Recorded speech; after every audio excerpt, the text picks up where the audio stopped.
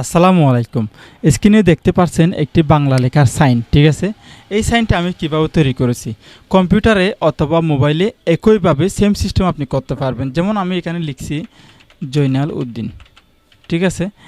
এই নামটি আমি সিভিতে অথবা যে কোনো ডকুমেন্টের নিচে আমি দেওয়ার জন্য এখানে লিখছি। অনেক সময় সিভিতে সাইন দিতে গিয়ে আমাদের কাস্টমারকে বলি যে আমরা একটা সাদা কাগজ আপনি লিখে দেন, তারপরে সাইনটা আমি স্ক্যান করে ক্রপ করে সাইজ করে আমি আপনার সিভিতে বসিয়ে দিতে পারবো। আসলে এই কাজটা আমরা কত সহজে করতে পারতেছি দেখুন।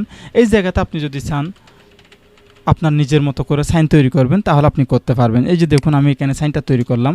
ধরুন আমি এখানে আমার নাম লিখলাম, ঠিক আছে?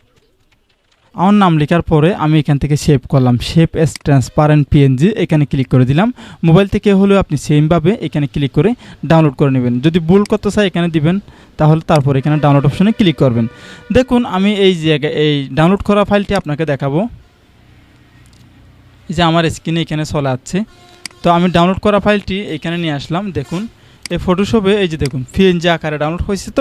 তো এটা আপনি এখান থেকে ড্র্যাগ করে অথবা আপনার সিভির যে ফরম্যাট রয়েছে সেখানে আপনি নিয়ে গিয়ে এটা বসাতে পারবেন। নিচে কোনো ব্যাকগ্রাউন্ড নয়, পিছনে কোনো ব্যাকগ্রাউন্ড নাই, পিএনজি আকারে ডাউনলোড হয়ে গেছে। হাতের লেখা লিখতে হলে সিগনেচার অবশ্যই আপনার এই ওয়েবসাইটে আসতে হবে।